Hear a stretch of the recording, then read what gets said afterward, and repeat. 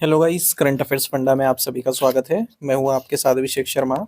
और आज के इस वीडियो सेशन में हम 16 फरवरी तक के सभी इंपॉर्टेंट करंट अफेयर्स कवर करने वाले हैं। हमेशा की तरह आप इस वीडियो को अंत तक जरूर देखिएगा। आज भी आपको काफ़ी कुछ जानने के लिए मिलेगा। सेशन की शुरुआत हमेशा की तरह क्वेश्चन ऑफ द डे से करेंगे, जिसका आंसर आपको अभी कॉमेंट बॉक्स में करना है। पूछ रहे हैं, नेवेली थर्मल पावर स्टेशन किस राज्य में स्थित है? Neyveli thermal power station is located in which state? Options हैं केरल, गुजरात, कर्नाटक या फिर तमिलनाडु। जल्दी से आंसर कर दीजिए, फिर हम आगे बढ़ते हैं। और इस वीडियो सेशन की यदि पीडीएफ चाहिए तो करंट अफेयर्स फंडा ऐप पर अवेलेबल है, वहाँ से आप डाउनलोड कर सकते हैं। न केवल इस वीडियो सेशन की, बल्कि जितने भी डेली, वीकली और monthly current affairs video session आते हैं, सभी की PDF current affairs funda app पर उपलब्ध रहती है 1 ईयर पीडीएफ पैकेज के तहत। तो 1 साल का ये पूरा पैकेज होता है पीडीएफ का। और जितने भी आपके एग्जाम्स होते हैं जहाँ पर भी जनरल अवेयरनेस या करंट अफेयर्स पूछे जाते हैं, सभी के लिए इक्वली हेल्पफुल ये पीडीएफ्स रहती हैं। तो करंट अफेयर्स फंड ऐप पर आपको मिल जाएगा ये कोर्स। ऐप का लिंक वीडियो के डिस्क्रिप्शन में दिया गया है और फर्स्ट कमेंट में भी पिन कर दिया गया है। उस लिंक पर क्लिक कीजिए, ऐप को इंस्टॉल कीजिए। लॉगिन करने के बाद आप कंप्लीट मटेरियल एक्सेस कर पाएंगे। फिलहाल इसका आंसर कीजिए, फिर आगे बढ़ते हैं।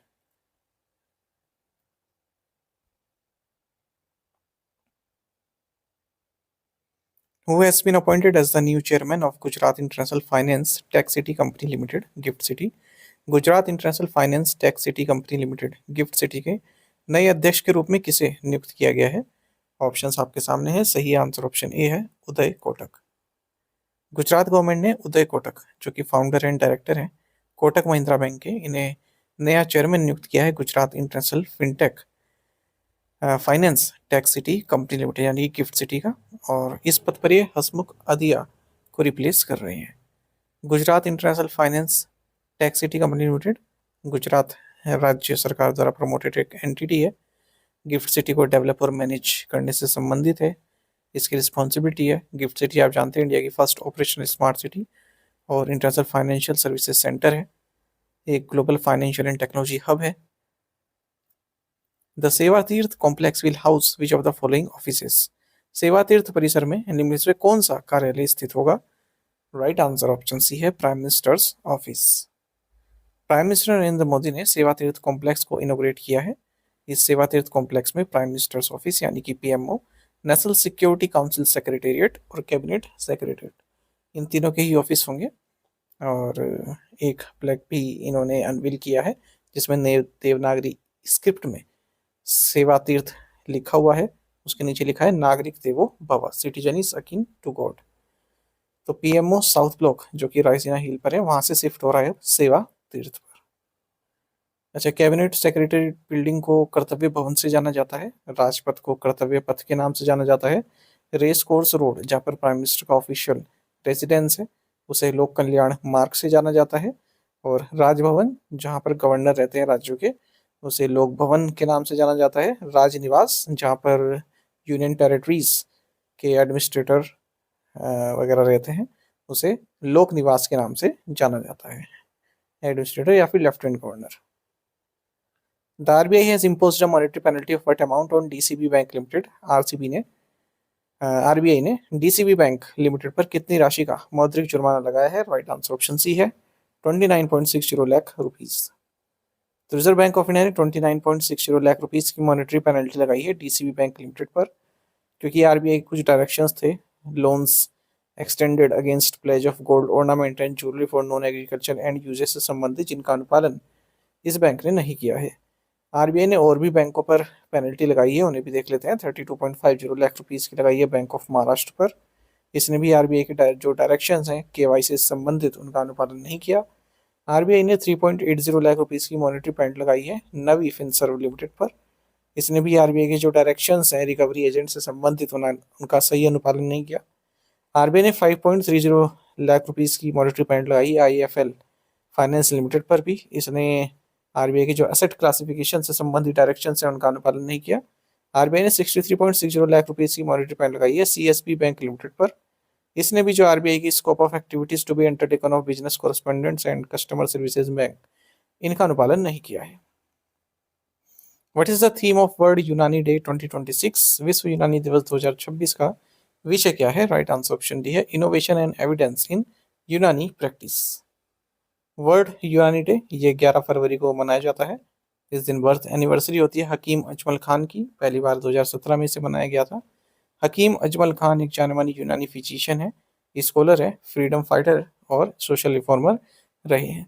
2026 में वर्ल्ड यूनानी डे का थीम रहा innovation and evidence in Unani practice. What is the theme for Safer Internet Day 2026? सुरक्षित इंटरनेट दिवस 2026 का विषय क्या रहा? राइट आंसर ऑप्शन डी है smart tech safe choices. Safer Internet Day ये फरवरी के सेकंड ट्यूसडे को मनाया जाता है और 2026 में 10 फरवरी को ये मनाया गया है। 2026 में इस डे का थीम रहा smart tech safe choices exploring the safe and responsible use of AI.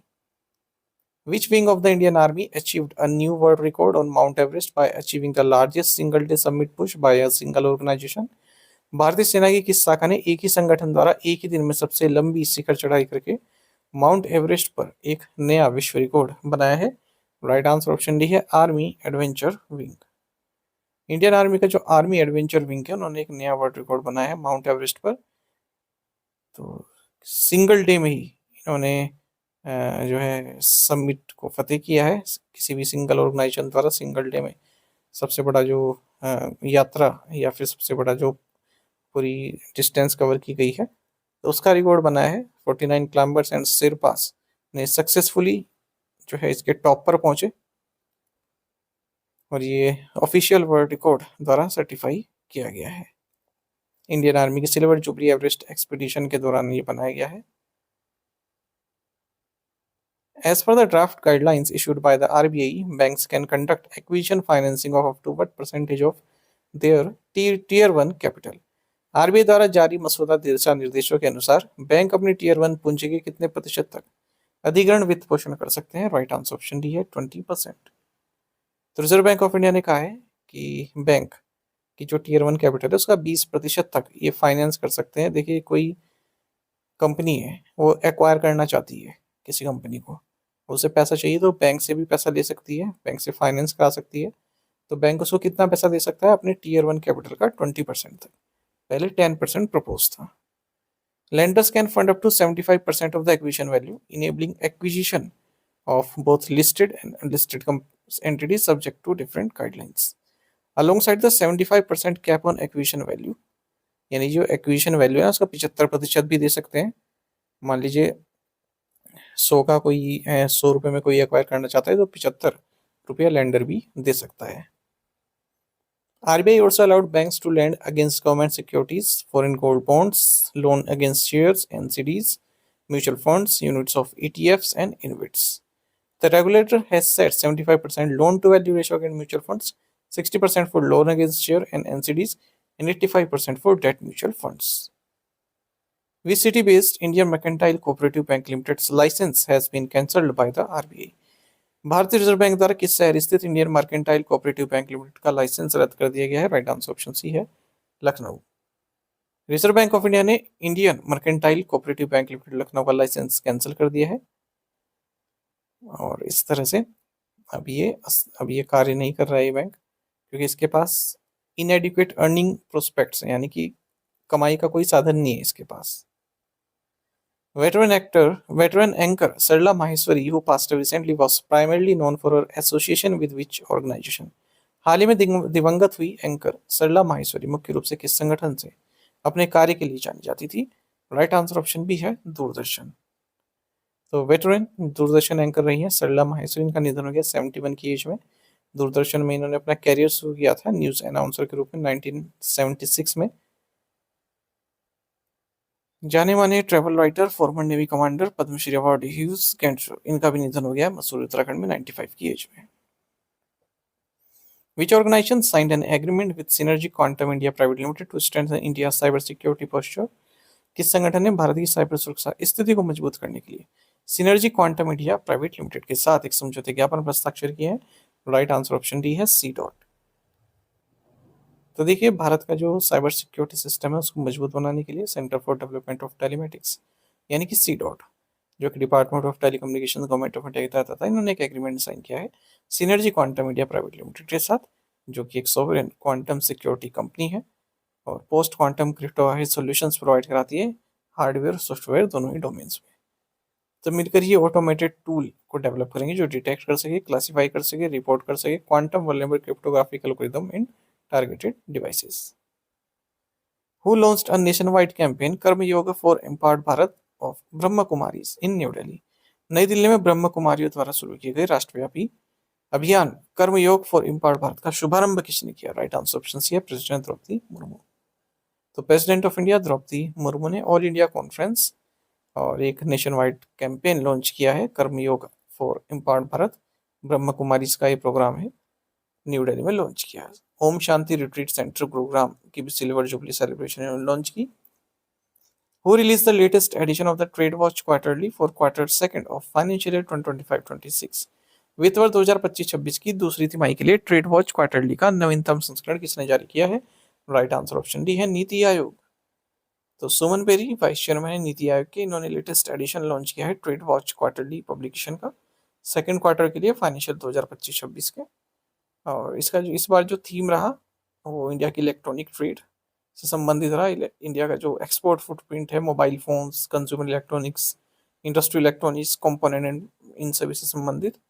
तो भारत का जो शेयर है ग्लोबल इलेक्ट्रॉनिक्स डिमांड में वो बढ़ा है, CAGR 17.2% रहा है ग्लोबल को, जबकि 4.4% किया 2015 से 2024 के बीच में। 2016-2024 के बीच में जो इलेक्ट्रॉनिक्स एक्सपोर्ट है वो भी लगभग 5 गुना बढ़ा है हमारे यहाँ से, $42.1 billion. Foreign direct investment equity inflow in the banking sector declined to how much by the end of financial 25? वित्त वर्ष 2025 के अंत तक बैंकिंग क्षेत्र में प्रत्यक्ष विदेशी निवेश के रूप में इक्विटी प्रवाह में कितनी गिरावट आई है? राइट आंसर ऑप्शन ए है, $115 मिलियन। तो foreign direct investment equity inflow जो बैंकिंग सेक्टर में FDI आई है उसमें डिक्लाइन देखने को मिला है और $115 मिलियन का डिक्लाइन देखने को मिला है फाइनेंशियल 25 के एंड तक। और फाइनेंशियल 23 में ये $898 मिलियन था। टोटल FDI इनफ्लो में इक्विटी इनफ्लो आती है, इक्विटी कैपिटल आती है, अनइनकॉर्पोरेटेड बॉडीज की इन्वेस्टेड अर्निंग्स आती है और भी कैपिटल आती है। Where was the Black Swan Summit India 2026 held? Black Swan Summit India 2024 का आयोजन कहाँ पर? राइट आंसर ऑप्शन डी है, Bhubaneswar. Global finance and technology Network जो कि एक सिंगापुर हेडक्वार्टर प्लेटफॉर्म है, मॉनेटरी अथॉरिटी ऑफ सिंगापुर द्वारा स्टैब्लिश किया गया है इसने, और स्टार्टअप पॉलिसी फोरम भारत से इन्होंने एक MOU साइन किया है या कोलेबोरेशन किया है भारत का जो फिनटेक और डिजिटल इनोवेशन है उसको एक्सेलरेट करने के लिए, क्रॉस बॉर्डर ग्रोथ प्रोग्राम्स चलाने के लिए। और ये पार्टनरशिप कहाँ साइन हुई? ब्लैक स्वान समिट इंडिया 2026 में, जो कि भुवनेश्वर उड़ीसा में हुई है। गवर्नमेंट ऑफ उड़ीसा द्वारा इसको आयोजित किया गया भारत नेत्र इनिशिएटिव के तहत GFTN के साथ मिलकर, यानी global finance and technology network के साथ मिलकर। Lymphatic filariasis is commonly known as, lymphatic filariasis को आमतौर पर एलिफेंटियासिस के नाम से जाना जाता है। तो union health minister Jagat Prakash Nadda इन्होंने annual nation wide mass drug administrative campaign launch किया है लिम्फेटिक फिलारिसिस के एलिमिनेशन के लिए। 12 आइडेंटिफाइड लिम्फेटिक फिलारिसिस एंडेमिक स्टेट्स की भी पहचान की गई है जहाँ पर सबसे ज़्यादा इसका प्रकोप है। इसे हम जो लिम्फेटिक फिलारिसिस है इसको एलिफेंटेसिस भी बोलते हैं। एक वेक्टर बोर्न डिजीज है जो कि फीमेल क्यूलेक्स मॉस्किटो द्वारा ट्रांसमिट होता है, जो कि पॉल्यूटेड और रुके हुए पानी में ब्रीड करते हैं। और इसको 2027 तक एलिमिनेट करने का गवर्नमेंट ऑफ इंडिया का लक्ष्य है, जबकि SDG में 2030 का लक्ष्य रखा गया है। जो ये लिम्फेटिक फिलारिसिस है ये 20 राज्यों और केंद्र शासित प्रदेशों के 348 डिस्ट्रिक्ट में एंडेमिक है, मतलब वहाँ पर है ये। What was the unemployment rate in India in the third quarter of the financial 2025-26? वित्त वर्ष 2025-26 की तीसरी तिमाही में भारत में बेरोजगारी दर क्या थी? राइट आंसर ऑप्शन बी है 4.8%। तो इंडिया का जो लेबर मार्केट है, ठीक है, उसमें रेजिलियंस देखने को मिला है थर्ड क्वार्टर में, अक्टूबर दिसंबर थर्ड क्वार्टर 2025-26 में। अनएम्प्लॉयमेंट रेट 3 क्वार्टर के लो स्तर पर रहा है, 4.8% रहा है, ऐसा periodic labour force survey data में बताया गया है, नेशनल स्टैटिस्टिक्स ऑर्गेनाइजेशन द्वारा इसे जारी किया गया। अनएम्प्लॉयमेंट रेट अगर हम उन पर्सनस की बात करें 15 साल या उससे ऊपर के रूरल एरियाज में, ये 4% रहा है थर्ड क्वार्टर में, सेकंड क्वार्टर में 4.4% था। अर्बन एरियाज में ये 6.7% रहा है, जबकि 6.9% ये पिछले साल था सेम पीरियड में। अच्छा, और कोई भी पर्सन अनएम्प्लॉयड कब है? जब उसके पास वर्क नहीं है, ठीक है, 1 घंटे का वर्क भी नहीं है, ठीक है, या फिर कोई भी किसी एक दिन का भी काम नहीं है किसी भी रेफरेंस वीक में, और वो कार्य ढूंढ रहा है।